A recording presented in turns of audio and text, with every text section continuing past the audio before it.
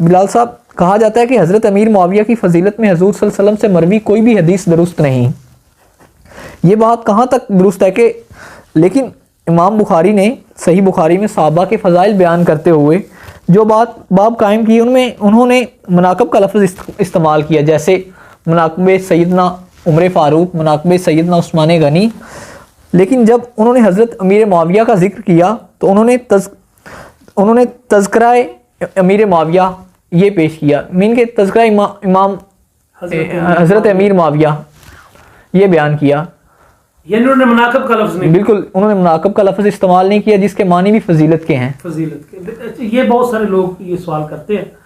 کہ صحیح بخاری میں ہمیں جا بجا ملتا ہے کہ مناقب ابو بکر، مناقب عمر، مناقب عثمان، مناقب سیدنا علی اور دیگر صحابہ کے مناقب ملتے ہیں، اور ان کے اندر پھر رسول اللہ صلی اللہ علیہ وآلہ وسلم سے مروی احادیث بھی ملتی ہیں، اور ان کی اللہ کے رسول علیہ السلام نے جو فضیلت بیان فرمائی تھی وہ بھی ملتی ہے. لیکن حضرت امیر معاویہ پر جب انہوں نے چیپٹر کا عنوان قائم کیا تو انہوں نے لکھا باب ذکر معاویہ، حضرت معاویہ کا ذکر، ان کا تذکرہ. تو بات یہ ہے کہ ایسی بات ہرگز نہیں ہے کہ امیر معاویہ کے فضائل نہیں ہے یا امیر معاویہ رضی اللہ تعالیٰ عنہ کی سرے سے دین میں عظمت ہی کوئی نہیں. یہ بات ایسی نہیں ہے. سب سے پہلے تو میں یہ بات بتاتا چلوں کہ اگر آپ صحیح بخاری کے اسی چیپٹر کو دیکھیں جو فضائل الصحابہ ہے جس میں صحابہ اکرام کے فضائل ہیں، تو یہاں پہ صرف اکیلا امیر معاویہ رضی اللہ تعالیٰ عنہ پر ذکر معاویہ نہیں ہے کہ حضرت معاویہ کا تذکرہ، بلکہ اور بھی صحابہ ہیں جن کے اوپر امام بخاری نے یہی لکھا ہے اور ان کے نیچے پھر احادیث بھی لکھی ہیں. تو ذکر معاویہ لکھ دینا اور مناقب معاویہ نہ لکھنا، تو اس سے ہرگز یہ بات ثابت نہیں ہوتی کہ امیر معاویہ رضی اللہ تعالیٰ عنہ کی عظمت نہیں ہے یا ان کے بارے میں رسول اللہ صلی اللہ علیہ وسلم کی کوئی حدیث نہیں ہے. دیکھیں بات یہ ہے کہ امیر معاویہ رضی اللہ تعالیٰ عنہ کے بارے میں اللہ کے رسول کی یہ حدیث ہے، ترمذی میں ہے. امام ترمذی اس کے پر صحت کا حکم لگاتے ہیں کہ اللہ کے رسول علیہ السلام نے فرمایا تھا، دعا فرمائی تھی اللہم اجعلہ ہادیا و مہدیا، کہ یا اللہ امیر معاویہ کو ہادی بھی بنا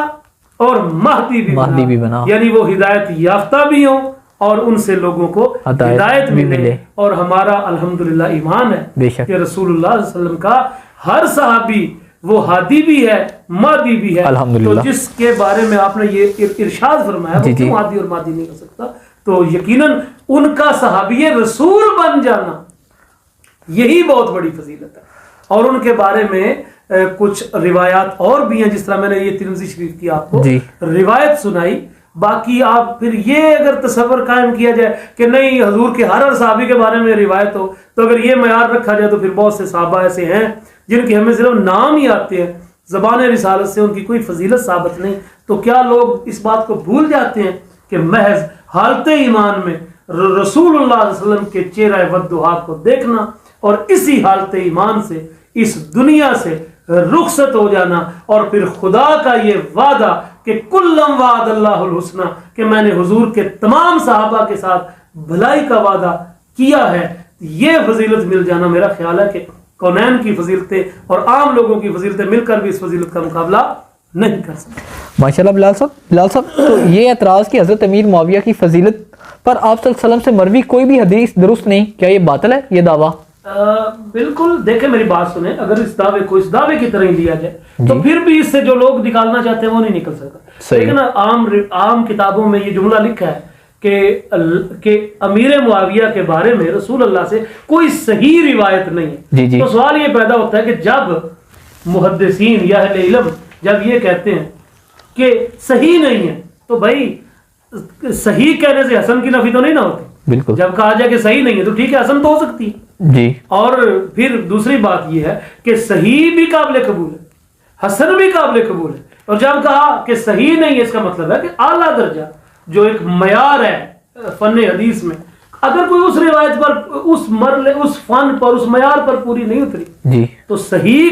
کی نفی کرنے سے یاد رکھنا چاہیے کہ حسن کی نفی نہیں ہوتی. ہو سکتا ہے حسن ہو، اور حسن تمام محدثین کے نزدیک قابل قبول ہے. اور پھر میں آخری درجے میں بھی آ جاؤں تو کہوں کہ جی ضعیف ہوگی، تو پھر بتائیے کیا محدثین کا یہ اصول نہیں ہے کہ وہ روایت جو فضائل اعمال میں ہو، یعنی اس سے کسی عمل کی فضیلت ظاہر ہو، یا وہ جو کسی ہستی کے مناقب میں ہو جی اس کی شان میں ہو جی تو وہاں پر تو ضعیف حدیث بھی چل جاتی ہے جی تو ضعیف حدیث بھی موجود ہیں اور حسن حدیث بھی موجود ہیں اور ہمیں ان پر ایمان کرنا چاہیے اعتماد رکھنا چاہیے